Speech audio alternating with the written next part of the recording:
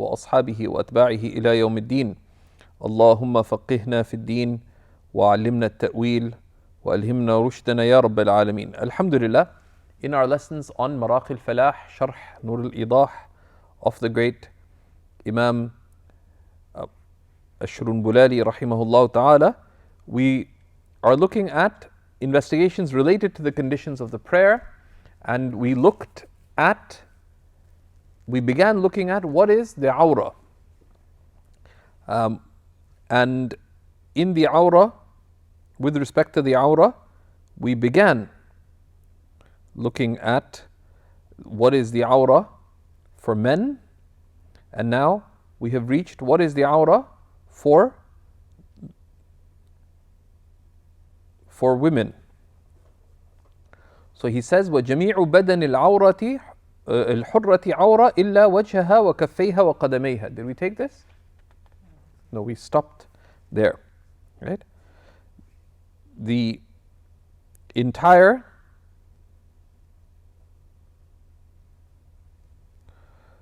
the entire body of the free woman is awrah except for her face, her hands, and her feet. So he says in the commentary, وَكَفَّيْهَا بَاطِنَهُمَا وَظَاهِرَهُمَا, both the inside of the hand and the outside of the hand. Because some of the ulama said, no, you only need to uncover it in front of strangers in order to give something or to take something, and for that you just need either the inside or the outside, fil asah, according to the sounder opinion. وَهُوَ الْمُخْتَارِ, and this is the chosen opinion. And there's a range of opinions here, and sometimes even contemporary ulama do differ upon this.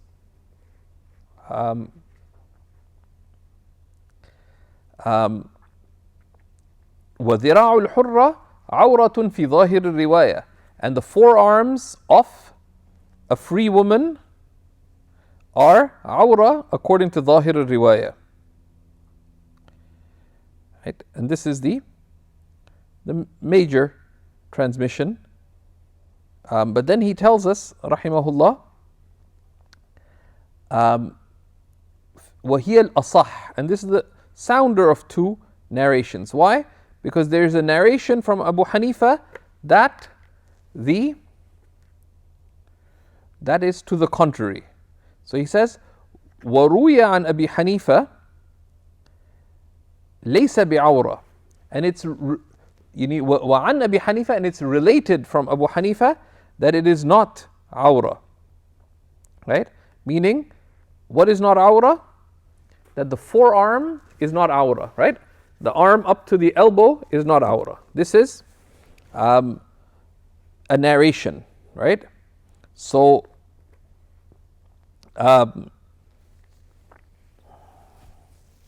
right? And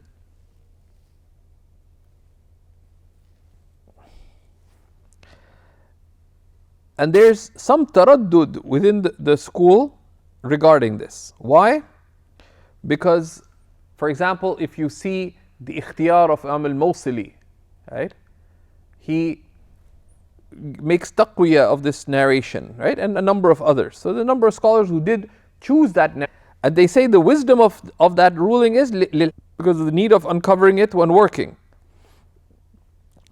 And the more sound opinion is that, for example, if someone is providing ways to navigate that, right?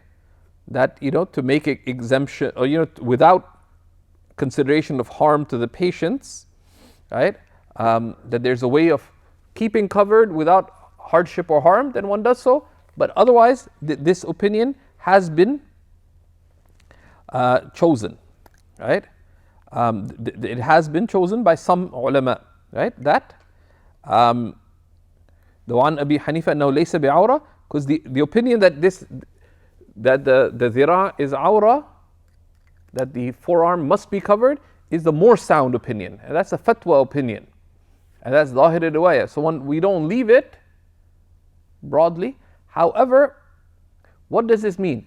Means that if there's a sister who has something of her forearm uncovered, this is not from Amr bil Ma'ruf wa Nahy anil Munkar. You don't have to condemn that. We teach that no, you have to keep your forearm covered fully, but it's not a condemnable matter. It's not a matter to which condemnation relates. And in situations of need,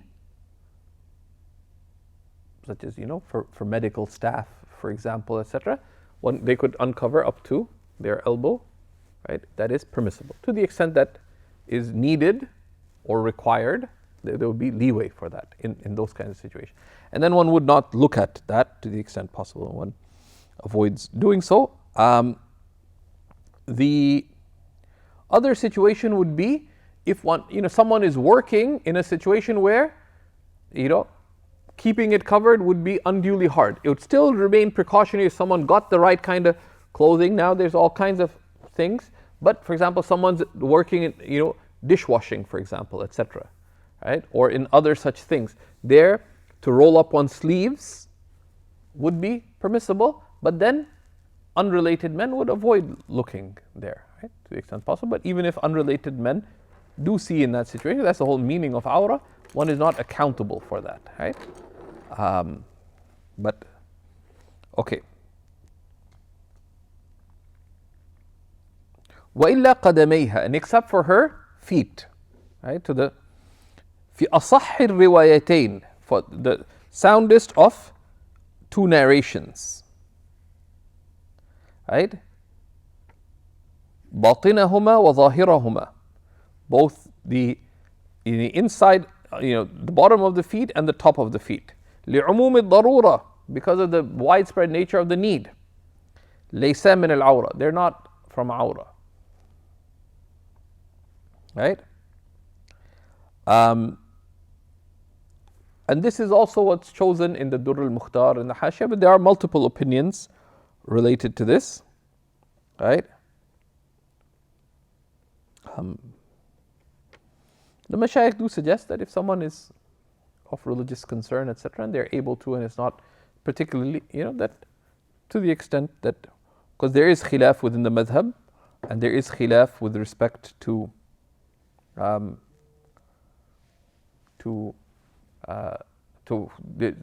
the madhab, there are some who deemed it awrah, some deemed it awrah within the prayer, others said outside of the prayer, there's more need to be precautious because of people, etc. So it's a matter of caution, but this is the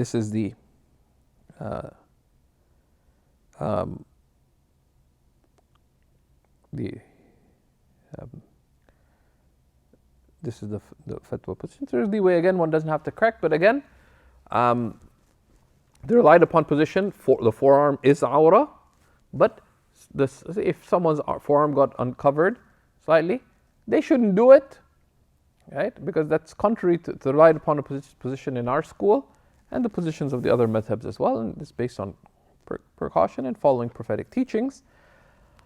But it's also a matter of it just takes a little extra effort, right? That's part of being a servant of God. And similarly with the feet themselves aren't awrah, but the feet end at the ankles, right? So above the ankles is awrah, so one keeps them covered. And one should dress in a way that in one's normal movements, we talked about that. Okay. Then he says, فَشَعْرُ الْحُرَّةِ حَتَّى الْمُسْتَرْسَلِ عَوْرَةٌ فِي الْأَصَحِ وَعَلَيْهِ الْفَتْوَةِ. So the hair, الشعر المسترسل أي عن دائرة الوجه, right? The hair, the hair of a woman, even the hair that falls off beyond beyond the head, is awrah according to the stronger opinion, and this is the fatwa opinion. فَكَشْفُ رُبْعِهِ يَمْنَعُ صِحَّةَ الصَّلَاةِ. For if a quarter of it shows, meaning a quarter of it with respect to the head and hair, shows it prevents the validity of the prayer. This would mean that if someone has a strand of hair coming beyond their face, this is not condemnable, right? It's not amr bil ma'ruf wa nahy anil munkar, but it's a matter of nasiha, of counsel, that you advise the person, if you know the person, etc., you advise them regarding it, right? But one, both the text of the Quran and the hadith of the Prophet sallallahu alaihi wasallam regarding this matter would make one be cautious there, right? ولا يحل النظر إليه أي إلى الشعر مقطوعا منها في الأصح. And if it's not permitted to look at the hair of someone unrelated, the hair that is you can't see, يعني, so they say ما لا يحل النظر إليه حالة الحياة لا يحل النظر إليه بعد الممات. Okay? Or say ما لا يحل النظر إليه متصلا لا يحل النظر إليه منفصلا. That which you cannot look at while someone is alive, you can't look at when they're dead. And that which you're not allowed to see when connected to a person, you're not allowed to see when it's disconnected to a person. Beyond, of course, the medical and so on, right? So if for a man, if a woman's hair is cut and she's unrelated to him, you're not allowed to deliberately look at it. If it's on the ground, whatever, just the first seeing of something is like the first thought. You're not responsible. Choosing to continue to look at it, that's where you're morally responsible, right?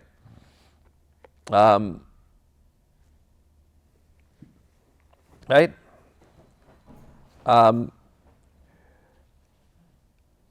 كشعر عانته, like the hair, like pubic hair, for example, right? The pubic hair of another person, you're not allowed to see. وذكره, and their penis, المقطوع, that had been cut off. وتقدم في الأذان, right? So this practically would relate to. Why would this come up? One of the reasons it would come up is because the parts of a human being have a sanctity. So the basis is, if someone cuts their hair, the basis is that they would dispose of it in a dignified manner.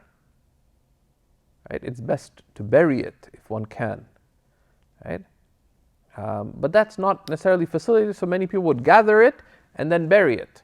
Now, if one were disposing of it, at least it's from adab to put it in a plastic bag or something, or to wrap it up, because it's a juz'u adami. And likewise, they say about nails, for example, as well. You just throw them down. Don't flush your nails, etc. Right?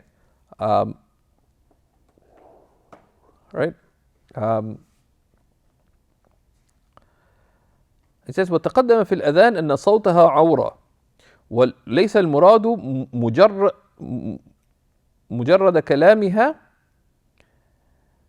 بل ما يحصل من تليينه وتمطيطه لا يحل سماعه. And we've seen in the adhan that the ulama mentioned that the voice of a woman is awra. And he says it's not meant that the woman cannot make her voice heard, but rather that which is the result of adorning and beautifying the voice, in a manner that would make it attractive or alluring, that is not permitted to listen to, right? That is a good discussion in Hashir al-Tahtawi regarding it, right? So some use it, so the use of awra here, right? بالمعنى اللغوي للشرعي, right? Right? Right? And صوتها is meant المزين. Right? Right? Right? The adorned voice of, so that in a manner that's alluring and so on, right? And there's nice footnotes regarding that, right?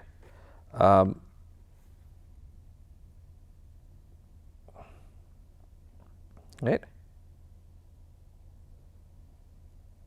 And there's a nice quote that the ulama mentioned from al-Qurtubi, Abu al-Abbas al-Qurtubi, that, and that's a good quote, that no, of course we deem it permissible to talk to women who are unrelated and to have discourse with them when there's a need or a benefit to that. What's not permitted is for them to adorn and beautify their voice in ways that would cause men to be desirously attracted to them, right?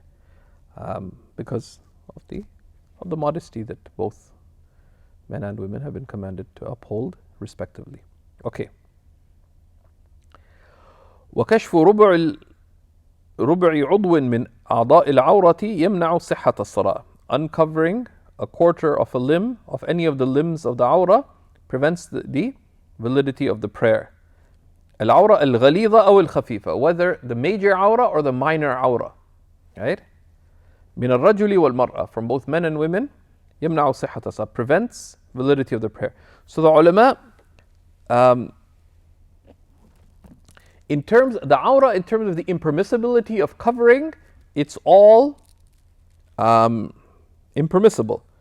But the ulama said, some awrah is more intense. So the actual private parts is awrah, is ashaddul awrah, right? And the closer it is to the private parts themselves, it has shares in the intensity, right? And some things are also conditional upon society and custom. Not everyone throughout history has been as infatuated with female breasts as people, as the modern human has become, right? But it's awrah, but its consideration, that would depend. And many of the ulama say that from that. So there's awrah mughalladha and mukhaffafa, but all of it's impermissible to uncover, right? The uncovering of a quarter limb of the limbs of the awrah prevents the validity of prayer. مع وجود الساتر, right? If one has something to cover with. لما دون ربعه, not, if less than a quarter is uncovered, it does not prevent the validity of prayer. But the whole awrah is obligatory to cover, right? So don't think that, someone's wearing shorts and praying, say, that's less than a quarter of my thighs. No, right? It's not permitted. It's obligatory to cover less than a quarter of it. Uncovering does not prevent the validity of the prayer, but it's still sinful, right?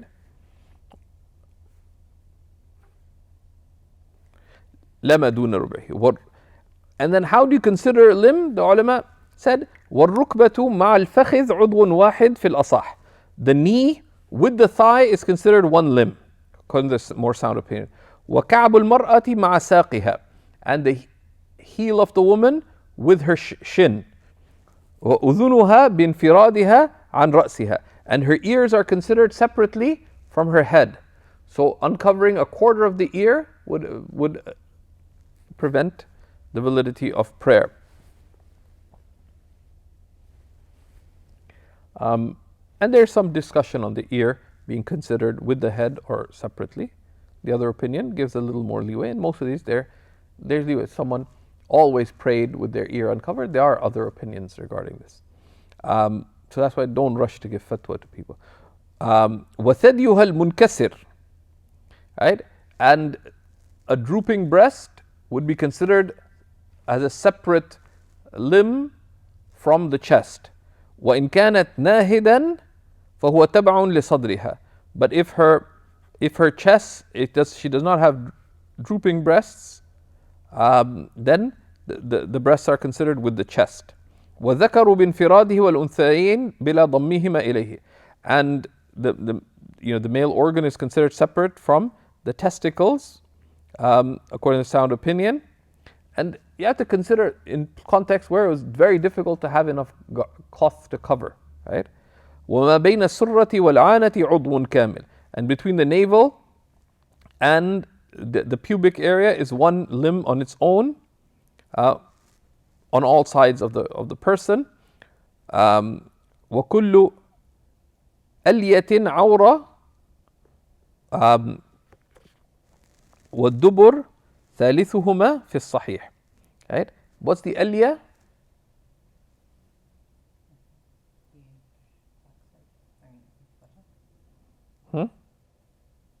Right? Each buttock cheek is considered on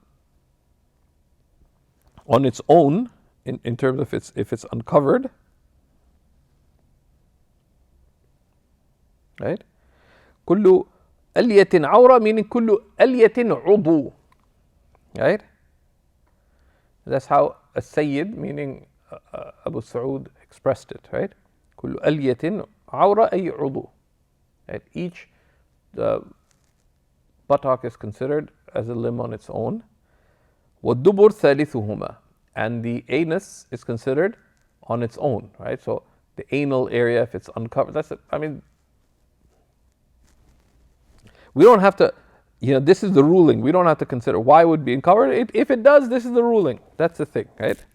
And sometimes people ask, they prayed and there's a whole right, in any of these given places, right? So what happens? ولو تفرق الانكشاف على أعضاء من العورة وكان جملة ما تفرق يبلغ ربع أصغر الأعضاء المنكشفة يعني التي انكشف بعضها منع. If different parts of the body are uncovered on different limbs, and what if these different areas of uncovering reached a quarter of the smallest of the limbs that are uncovered, it prevents the validity of the prayer. Right? منع أي صحة الصلاة إن طال زمن الانكشاف بقدر أداء ركن. If the uncovering lasted more than the extent of a rukun, 3 tasbihs. Because if it gets uncovered excessively, right, and you cover it up within قدر أداء ركن, then, right, so uncovering, right, if they say انكشاف القليل في الزمن الكثير لا يمنع وانكشاف الكثير في الزمن القليل لا يمنع. So a slight uncovering of the awrah, though not permissible to do so deliberately, etc., for a long time does not, within the prayer, does not prevent the validity of the prayer. Right? Someone had a little bit of their hair showing. This is not a little bit of their knee was showing, they didn't realize it, whatever. It doesn't affect the validity of the prayer. Slight uncovering for a long time within the prayer does not invalidate it.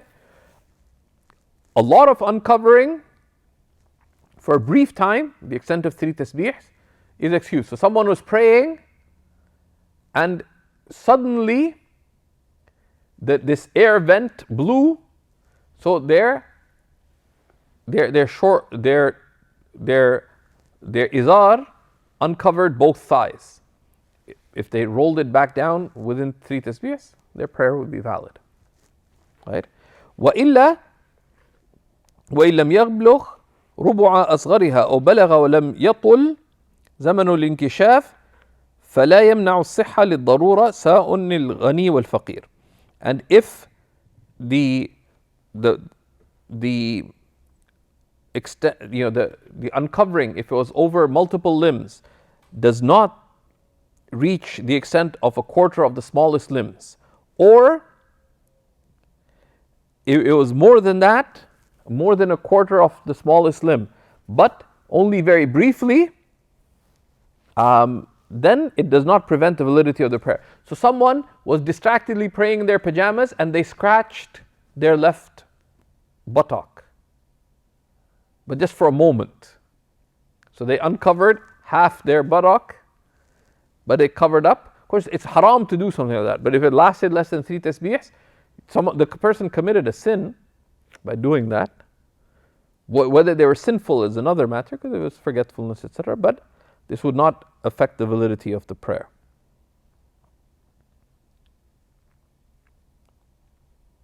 Okay, so these are some of the secondary investigations related to covering awrah. Then he tells us about facing the qibla, right?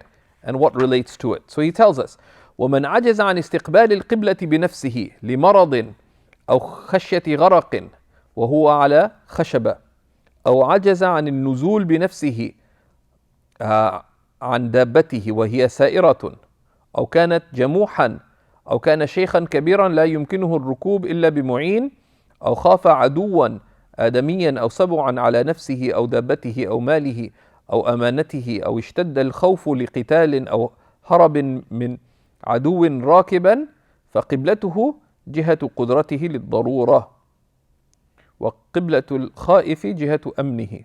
And we'll see that next.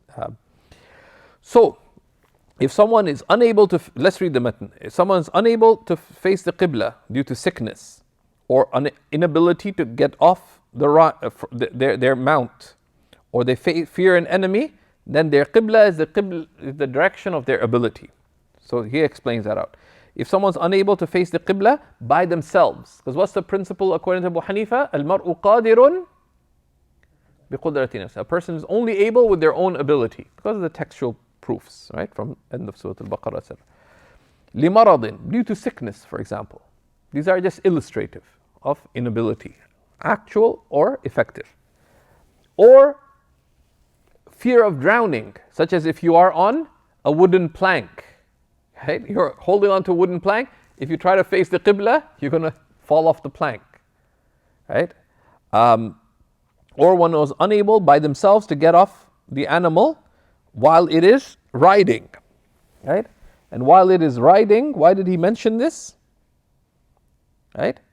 Right? This is qayd ittifaqi. This is an incidental condition.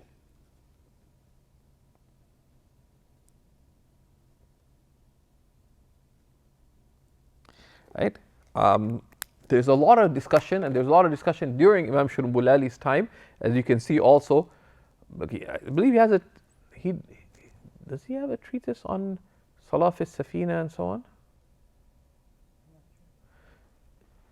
Shaykh Imam Ahmad al-Hamawi has a treatise on this. A number of other people during that age wrote about the issue of the fiqh of praying on boats, etc., because it was an issue that got unpacked extensively and then discussed. But here, if they're an animal that's riding, it's just mentioned because commonly, if the animal is standing, you can get off. But it's not a requirement, because an elderly person might not be able to get off by themselves, or they have some physical challenges, etc. They might not be able to get off on their own from a horse or a camel or so on. Anyways, or if the animal was out of control, right?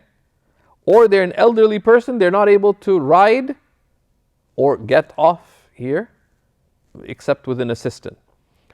Or they fear an enemy, whether human or an animal, upon themselves or their animal or their wealth or something in safekeeping, right? So this is reasonable fear, right? This is reasonable fear of harm.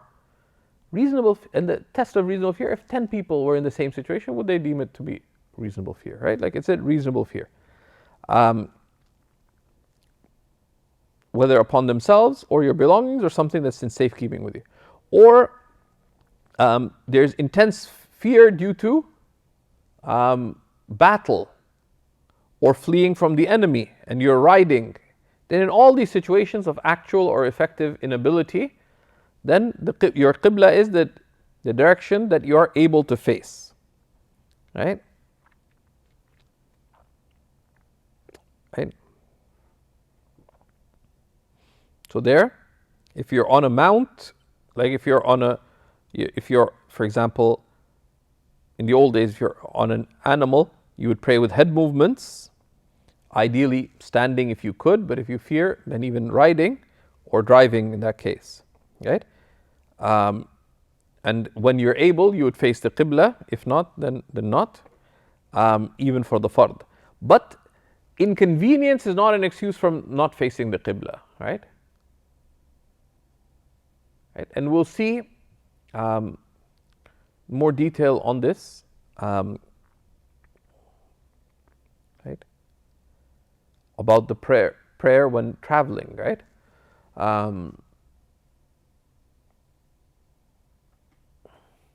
And by experience, like some people, that just not being used to something is not an excuse, right? You can't pray outside when it's cold. Yes, you can. And if you can walk outside, you can pray outside. You keep it brief. But someone, unless it's extraordinarily cold, we're not talking about like extreme temperature, but if it's, minus, just below freezing, etc., you can pray outside briefly. But you should have something to pray upon, right? And that's where the concern of the Muslim comes, right? That they take the means. Even, in the years after 9/11, even if you're outside, you go to a quiet spot and you pray. My experience has been the number of positive encounters with non-Muslims has been many-fold more than any even negative glare or so, because the prayer is a very dignified act, right? My own experience, the only couple times that someone's glared at me something when I had to catch a flight and prayed a bit quickly, just because, they're already boarding the plane, because I try to pray on the ground before getting on the plane when possible.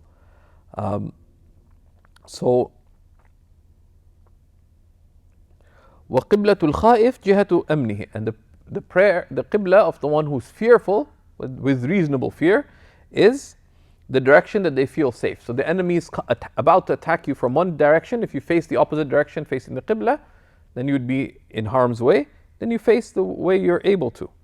وَلَوْ خَافَ أَنْ يَرَاهُ الْعَدُوُ إِنْ قَعْدَ صَلَّ مُضْطَجِعًا. And if they fear that the enemy will see them, even if you're sitting, then you can pray lying down, بالإيماء, with head movements, إلى جهة أمنه, in the direction of your safety.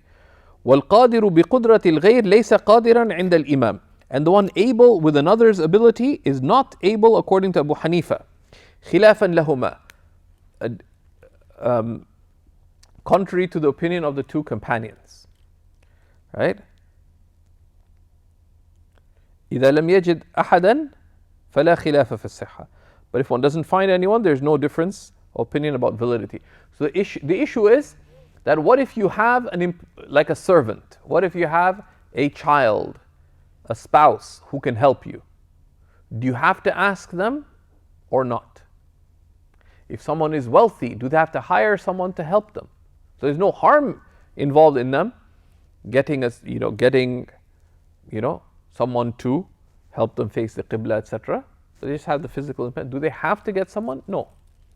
Right? And there's rahmah in that. Right? There's rahmah in that.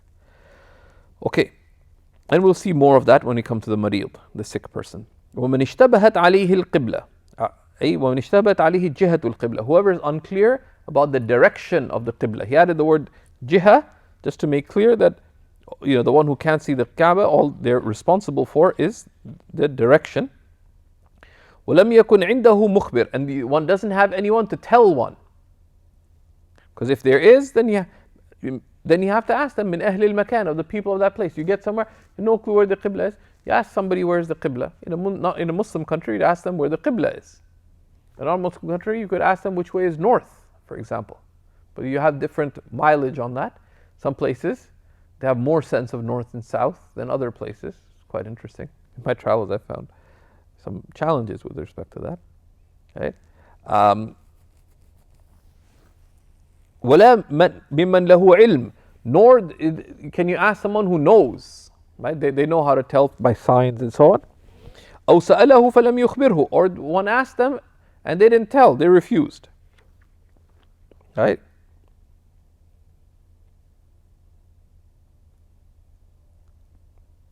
وَلَا مِحْرَابٍ بِالْمَحَلٍ. Nor is there a mihrab. Because the mihrab of the Muslims, so there's a masjid, there's no one around. Right? So everyone in the masjid prayed Fajr and they went on a on a picnic. You showed up, you don't know the Qibla. Right? But you don't know the Qibla, but you look in the masjid, you see the mihrab. The assumption is that people are praying towards the mihrab, right? So you have to take that as a sign. Taharra. They exercise their judgment. What is taharri? Ay ijtahad. They use ijtihad. Ijtahada is the ifta'ala pattern from juhud. Juhud is exerting effort. Right? So ijtihada is to actively exert one's effort. Right? And Imam Ash-Shurumbulali gives a nice rhyming definition. It's good to remember this one. What is taharri? وهو بذل المجهود لنيل المقصود. It is a striving one's utmost to attain what is sought. Meaning one exerts one's reasonable judgment to the best of one's ability. Right? تحرى ولو سجدة تلاوة. Even for the سجدة تلاوة. Right? You have to act, so you need to make a prostration. So you're walking down the streets of Osnabrück in Germany, and you don't know which way the Qibla, and you recited a verse of prostration. You want to prostrate, you don't know which way the Qibla is. Okay, in Osnabrück you probably find a lot of Muslims, but let's say you can't. You don't want to delay it. So you need to exercise your judgment. You can't just prostrate in any which direction. Right? Then he says, وَلَا يَجُوزُ التَّحَرِّي مَعْ وَضْعِ الْمَحَارِيبِ. It is not permitted to exercise your judgment with the presence of the mihrab.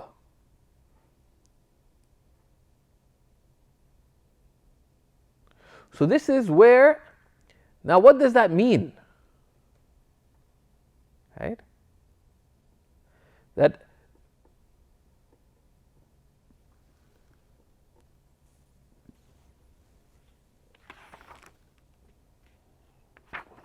right? This is a text that has caused a bit of consternation. Not from Imam Shurbula, this is mentioned, but what does it mean? That's where people get stumped, right? Where it applies for sure is in the situation where you don't know which way the Qibla is. You don't know which way the Qibla is, and there's a masjid right there. I said, no, I don't trust the masajid. No.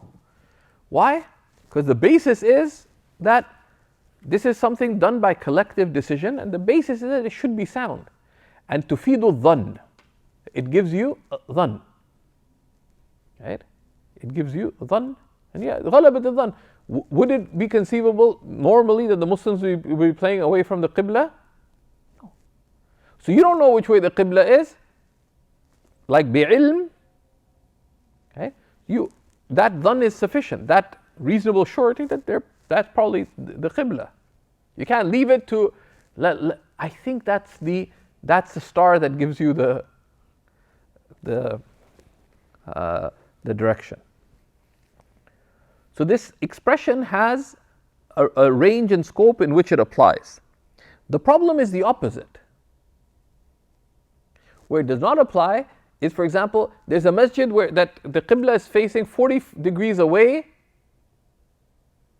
The mihrab is 40 degrees away from the actual Qibla. It's like borderline outside the jiha. But they put the mihrab there. Does this apply? لا يجوز التحري مع وضع المحاريب. That exercising judgment is not permitted in the presence of the mihrab? No.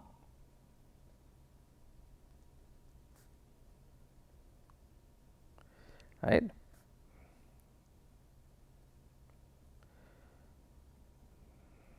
Right? Right? Of course, if it's within the direction of the Qibla, you leave that to the discretion of the leadership of the masjid. And there, in matters that are within khilaf and are matters of judgment, they're left to the judgment of those who are in leadership. Right?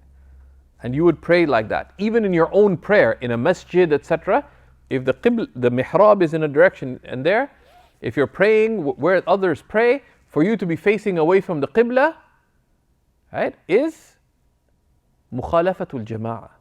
That's going against the jama'ah. That'd be a wrong action.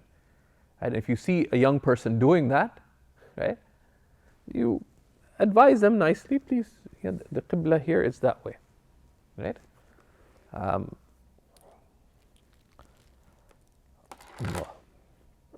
دون تعنيف باللطف.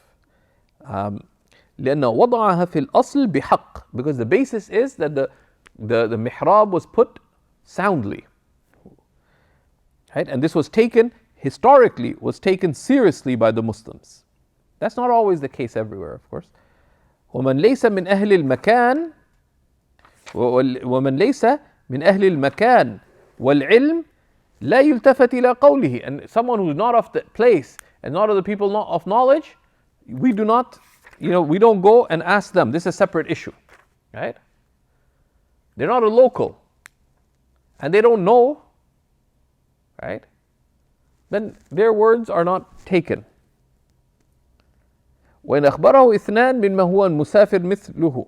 Even if two who are travelers like you tell you, لأنهما يخبران عن اجتهاد, because they're telling you based on اجتهاد. ولا يترك اجتهاده باجتهاد غيره, and one does not leave one's own اجتهاد for اجتهاد of another. They don't know how to determine the qibla. One person says, I think it's that way, because I think we came from this way. They just sort of conjecture, and another person, yeah, I think so too, but nobody knows. Now, someone has a reliable way. They have a compass, for example, etc. Or someone is basing it on ilm bi ma'rifat al-qibla. Or in our times, with phones, you have to be careful, especially indoors, because they can sometimes go off, especially with interruptions and so on. And that you have to see if it's a reliable tool, right? وَلَيْسَ عَلَيْهِ قَرْعُ الْأَبْوَابِ لِسُؤَالٍ. But one does not have to knock on doors to ask عن القبلة, which way is the qibla, right? And it depends on where you are. وَلَمَسُّ الْجُدْرَانِ خَشْيَةَ الْهَوَامِ. And you don't have to touch the walls out of fear of what? Of harmful animals, of critters. This is like if you went to sleep in the masjid, right? And you woke up and it's completely dark. Now you want to pray, but you can't tell which way the qibla is. So you have to go touching the walls, right? So that's the تصور المسألة. وللاشتباه بطاق غير المحراب. And also because you could be confused by some other indentation that is not the mihrab, right? وإذا صلى الأعمى ركعة لغير القبلة. If a blind person prays one rak'ah to other than the qibla, فجاءه رجل وأقامه إليها واقتدى به, right? So if a blind person prays one rak'ah to other than the qibla, and a person comes and helps them face the qibla and then prays behind them, فإن لم يكن حال افتتاحه عنده مخبر فصلاة الأعمى صحيحة لأنه لا يلزمه مس الجدران وإلا فهي فاسدة ولا يصح اقتداء الرجل به في الصورتين لقدرته في الأولى وعلم خطئه في الثانية. Okay. So this is an application of principles, right? That if a blind man prays to other than the qibla, and a man comes and turns them towards the direction of the qibla and follows them,